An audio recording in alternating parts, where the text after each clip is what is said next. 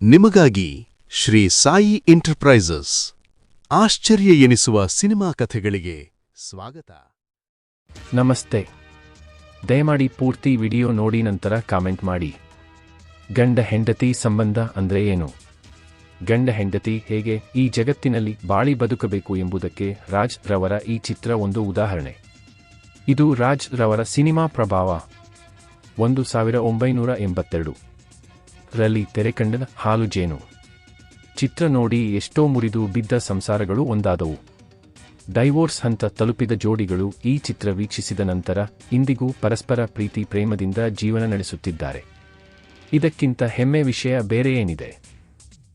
ಚಿತ್ರ ಬಿಡುಗಡೆ ಆಗಿ ಹಣ ಗಳಿಸುವುದರ ಜೊತೆಗೆ ಸಮಾಜದ ಮೇಲೆ ಇಂತಹ ಪರಿಣಾಮ ಬೀರುತ್ತದೆ ಅಂದ್ರೆ ಅದು ಹೆಮ್ಮೆಯ ವಿಷಯ ತಾನೇ. ಕಾಯಿಲೆ ಬಿದ್ದ ಹೆಂಡತಿಯ ಸೇವೆ ಮಾಡುವ, ಅವರನ್ನು ಸಂತೋಷದಿಂದ ನೋಡಿಕೊಳ್ಳುವ ಗಂಡನ ಪಾತ್ರ ಮಾಡಿದ ರಾಜ್ ರವರನ್ನ ಜನ ಅತಿ ಹೆಚ್ಚು ಮೆಚ್ಚಿಕೊಂಡಿದ್ದರು.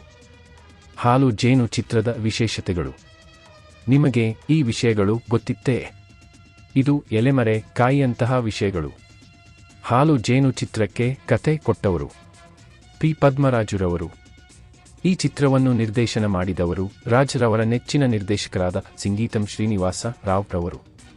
1982 ರಲ್ಲಿ ತೆರೆಕಂಡ ಈ ಚಿತ್ರಕ್ಕೆ ಮೊದಲು ಹೀರೋ ಆಗಿ ಅಭಿನಯಿಸಬೇಕಿದ್ದವರು ಅನಂತ್ ನಾಗ್ ರವರು. ಆದರೆ ಕಾರಣಾಂತರಗಳಿಂದ ಕೊನೆಗೆ ಈ ಕತೆ ರಾಜ್ ರವರನ್ನ ಆಯ್ಕೆ ಮಾಡಿಕೊಳ್ಳುತ್ತದೆ. ಮೊದಲ ಬಾರಿಗೆ ಮೆಜೆಸ್ಟಿಕ್ನ ಸಂತೋಷ್ ಚಿತ್ರಮಂದಿರದ ಮುಂದೆ ರಾಜ್ ರವರ 70 ಅಡಿ ಕಟೌಟ್ ಹಾಕಿದ್ದು ಈ ಚಿತ್ರದ ಒಂದು ವಿಶೇಷ. ಈ ಚಿತ್ರವು ಸತತ 35 ವಾರಗಳ ಪ್ರದರ್ಶನ ಕಂಡು ನಿರ್ಮಾಪಕರಿಗೆ, ವಿತರಕರಿಗೆ, ಪ್ರದರ್ಶಕರಿಗೆ ಹಣ ತಂದು ಕೊಟ್ಟಿತು. ಈ ಚಿತ್ರಕ್ಕೆ ಕತೆ ಕೊಟ್ಟಂತಹ ಪಿ. ಪದ್ಮರಾಜುರವರಿಗೆ ಆಗಿನ ಕಾಲಕ್ಕೆ ಪಾರ್ವತಮ್ಮನವರು 1 ಲಕ್ಷ ಹಣ ಕೊಟ್ಟಿದ್ದು ಒಂದು ದಾಖಲೆ. ಸಮಾಜಕ್ಕೆ ಒಳ್ಳೆ ಸಂದೇಶ ಕೊಡುವುದರ ಜೊತೆಗೆ ಹಲವಾರು ಗಂಡ ಹೆಂಡತಿಯರ ಸಂಸಾರ ಒಂದು ಮಾಡಿ ಗೆದ್ದಿತು. ಹಾಲು ಜೇನು ಇದೆಲ್ಲವೇ ಒಂದು ಚಿತ್ರದ ನಿಜವಾದ ಯಶಸ್ಸು.